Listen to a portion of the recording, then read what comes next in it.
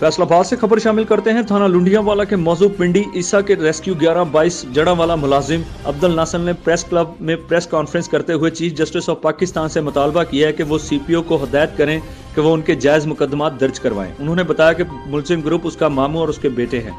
मामू retired police sub inspector जबकि उसके 3 और दमाद पुलिस मुलाजम है। मामू मोहम्मद खान ने उनकी 4 एकड़ ज़रई अराजी पर कब्जा कर रखा है और बकाया 5 एकड़ पर हल चलाकर फसल को तबाह कर दिया है, जबकि उसकी वालदा का वरासती हक भी दबा रखा है।